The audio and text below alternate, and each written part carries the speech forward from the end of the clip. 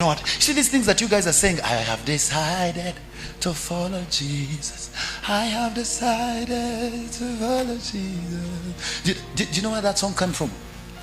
A man was an evangelist. He went to India, and when he stood somewhere and spoke about Jesus, and when he spoke about Jesus, a certain Indian family heard him, and the whole family gave their lives to Christ. The news went and reached the king, and the king came and called a meeting, and he put that man, his wife, and his children before the whole community, and he said, deny Jesus. And he called his army, and they brought those bows, and they said, if you don't deny Jesus, these bows are on the hearts of your children. And he had 3 kids, 3 young babies, 3 kids. They said, we're going to release them in the hearts of your babies. Are you hearing what I'm saying? And he said, are you going to deny Jesus, or you're going to let your children die?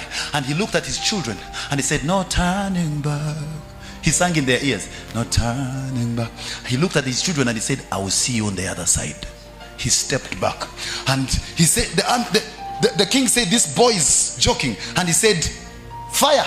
And these soldiers released bows, and as the man is watching, these bows entered the hearts of his boys, and his boys fell down and died. And the man said, I have decided, someone say consecration, to follow Jesus. And he kept on singing it loud, no turning back, no turning back. And they brought his wife and they undressed him before the whole community, and they said, if you don't deny now, we're going to release 6 bows in this woman. And they put 6 soldiers, and they released the momentum of bows. And the man went to his wife and went to her ears, and he said, baby, I will see you on the other side.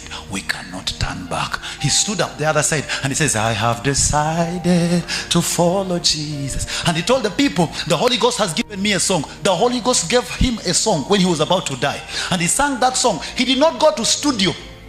He did not leave a tape, but the song was stronger than the songs of men that have instruments and keyboard, and the whole earth cannot forget it, even though it happened thousands of years ago. Because this man that is talking, he's not just a talker, he's a consecrated man. And they released the bows into the heart of that woman, and that woman was bleeding and delayed to die and was crying out loud. And the man came and held her dying wife's hand and kept on saying, no turning back, no turning back. I have decided to follow Jesus.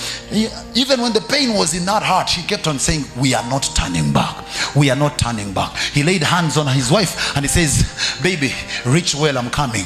She stood up here, and he told them, you don't have to undress me, I will address myself. And he undressed, saying, I have decided to follow Jesus. Put himself like this, and he says, shoot your best, I cannot deny.